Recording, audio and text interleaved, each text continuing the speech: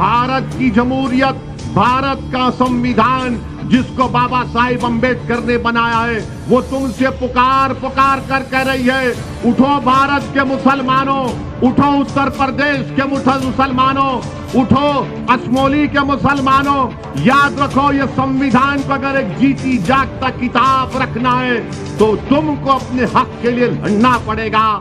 याद रखिए, अगर आप वो दिल फरेब सेकुलरिज्म की बातों में दोबारा अगर आपको फुसलाया जाएगा, याद रखो उत्तर प्रदेश के मुसलमानों, ये सेकुलरिज्म के नाम पर जिस तरह हम छोटे बच्चों को खिलौना देकर उनका दिल बहलाते हैं, पिछले 50 साल से मुसलमानों को सेकुलरिज्म के झूठे और दिल फरेब बातों पर हमारे पास एक खिलौने के तौर पर देकर हमको पीछे कर दिया गया, हमसे इंसाफ नहीं किया गया।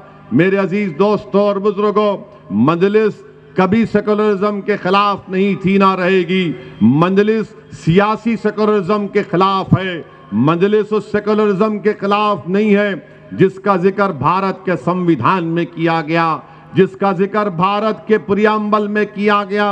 हम उस सेकुलरिज्म को मानते हैं। ये जो सियासी सेकुलरिज्म समाजवादी पार्टी हो या बीएसपी हो या कांग्रेस हो, ये सियासी सेकुलरिज्म मुसलमानों को डराने के लिए इस्तेमाल करती है, मुसलमानों को दबाने के लिए इस्तेमाल करती है, मुसलमानों को उनके हुकूक नहीं देने के लिए इस्तेमाल करती है। और फिर दूसरी जानिब बीजेपी मुसलमानों का खौफ दिलाकर हमारे हिंदू भाइयों को हिंदू एकता के नाम पर मुत्तहिद करने का काम करती है। बताइए मेरे अजीज दोस्तों, चक्की के दोनों पार्ट में हम पीछे जा रहे हैं, मगर मैं आपसे कह रहा हूं कि अब हम पीछे नहीं जाएंगे। ये आपकी लड़ाई है, हिस्सेदारी की लड़ाई है। ये लड़ाई हमारे बुजुर्गों के ख्वाबों को पूरा करने की लड़ाई है। ये लड़ाई हमारी इज्जतदार माओं की आंखों में जो आंसू बहते रहते हैं, उन आंसुओं को पोंछने की, उन आंसुओं को रोकने की लड़ाई है। ये लड़ाई नौजवानों, तुम्हारे रोशन मुस्तकबिल की लड़ाई है। ये लड़ाई हम उन लोगों से कहना चाह रहे हैं जिनकी गोद में मासूम बच्चे हैं। ये लड़ाई उन मासूम बच्चों के मुस्तकबिल को अच्छा करने की लड़ाई है।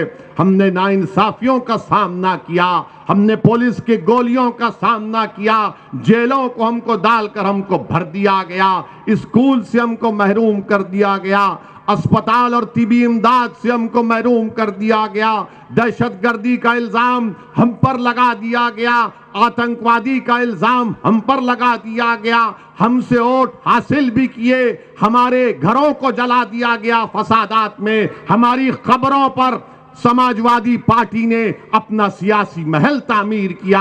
बताओ मेरे गयूर नौजवानों, बताइए मेरे बुजुर्गों, हम कब तक इस्तेसाल का शिकार रहेंगे? आज आपको एक करवट लेना है। अगर आज आप करवट नहीं लेंगे, नुकसान हमारा होगा। याद रखो, भारत की जमहूरियत, भारत का संविधान जिसको बाबा साहिब अम्बेडकर ने बनाया है, वो तुमसे पुकार पुकार कर कह रही है, उठो भारत के मुसलमानों, उठो उत्तर प्रदेश के मुसलमानों, उठो असमोली के मुसलमानों। याद रखो, ये संविधान को अगर एक जीती जागता किताब रखना है तो तुमको अपने हक के लिए लड़ना पड़ेगा।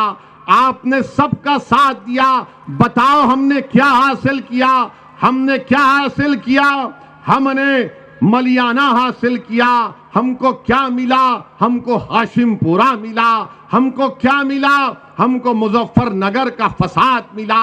50,000 से ज्यादा आबादी, हमारी मुल्क की आजादी के बाद 50,000 से ज्यादा मुसलमानों को अपने घर से बेघर होना पड़ा।